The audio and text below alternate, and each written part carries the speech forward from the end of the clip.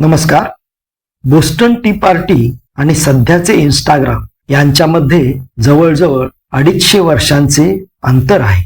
पण या दोन्ही गोष्टींमध्ये एक साम्य आहे, ते म्हणजे दोन्ही गोष्टी रिव्होल्यूशन क्रांतीस कारणीभूत आहे. बोस्टन टी पार्टीने अमेरिका ब्रिटिशांच्या जोखडातून मुक्ततेकडे नेली आणि इंस्टाग्रामने आशिया खंडात नेपाळ, बांगलादेशमध्ये सत्ता पालट घडविली आणि भारतातील जेनझीने राज्यकर्त्यांना शिक्षण पद्धती, परीक्षा पद्धतीमध्ये आमूलाग्र बदल आणि कडक कायदे करण्यास भाग पाडले. भारतात पूर्वापार पल्याड शिकून आलेल्या व्यक्तीला विशिष्ट मान किंवा मानाचे पद मिळत असे. ही गोष्ट ब्रिटिशांच्या गुलामगिरीत असतानाची आहे. पण आजच्या युगात सुद्धा भारतीयांची जेनझीची मानसिकता तीच असल्याचे दिसून येते. भारतीयांना जेनझीला स्वतःचे प्रश्न सोडवण्यासाठी किंवा सरकार दरबारी मांडण्यासाठी अशा नेतृत्वांची गरज भासते. जेनझी कशी का असेना, पण इंटरनेटच्या मायाजाळात अडकलेली मंडळी,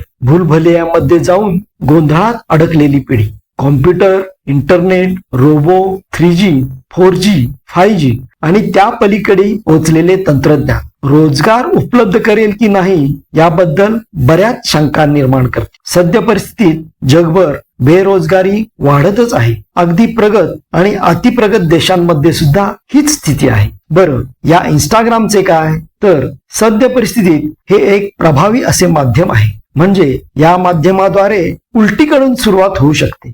एक्सवर पडलेली पोस्ट आणि त्यानंतर झालेल्या घटना यात इंस्टाग्रामचा प्रभावीपणा दिसून येतो. कमी आणि मोजक्यात शब्दात धाडलेला संदेश आणि त्याला साजेसा केलेला व्हिडिओ, ज्याला रील्स म्हणतात, या रील्स जनमानसाच्या डोक्यात शिरणाऱ्या आणि भावनांचा उद्रेक घडविणाऱ्या असू शकतात.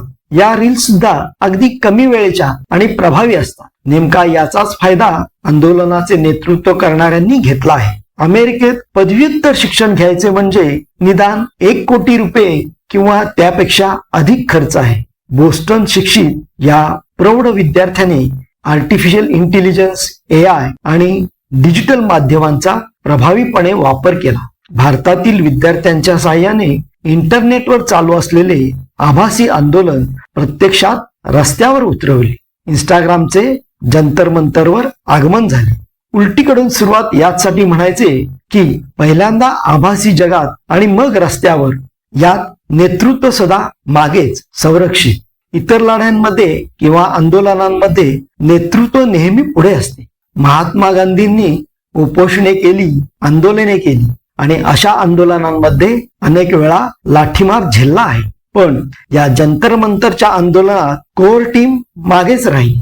आंदोलनाला यश आले, लाठीमार झाला, पण तो झेलला तो सामान्य विद्यार्थ्यांनीच. नेतृत्व नेहमी आंदोलनकर्त्यांनी केलेल्या घोषणाबाजीवर नियंत्रण ठेवते आणि काय योग्य अयोग्य ते ठरवते. पण जेनझींचा वापर करून केलेल्या या आंदोलनात कुठलीही नैतिकता दिसून आली नाही.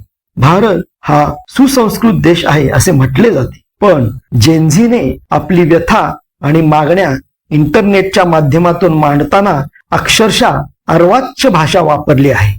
पण या सगळ्यातून एक गोष्ट प्रकर्षाने जाणविते, ती म्हणजे भारतात अनिर्बंध भाषा स्वातंत्र्य आहे. त्याचबरोबर लोकशाही जिवंत आहे. जेनझीने या लोकशाहीला बळकट करण्यासाठी प्रत्येकाने स्वतःच्या बुद्धीने विचार करावा आणि भारतातील समस्यावर तोडगा काढण्यासाठी भारतातच असणाऱ्या व्यक्तींशी हितगुज करावी. कारण इंटरनेटवरची प्रभावी माध्यमे, ऍप्स, इंस्टाग्राम, एक्स, व्हॉट्सॲप आपण कितीही वापरले तरी काय, कुठे आणि किती वेळात आणि कितीदा तुमच्या स्क्रीनवर आणायचे याचे सारे नियंत्रण परदेशातच आहे. भरघोस पिकाला लागणारी कीड ही नेहमी बाहेरूनच लागते. याचा साधा विचार भारतीय जेनझीने करावे असे वाटते.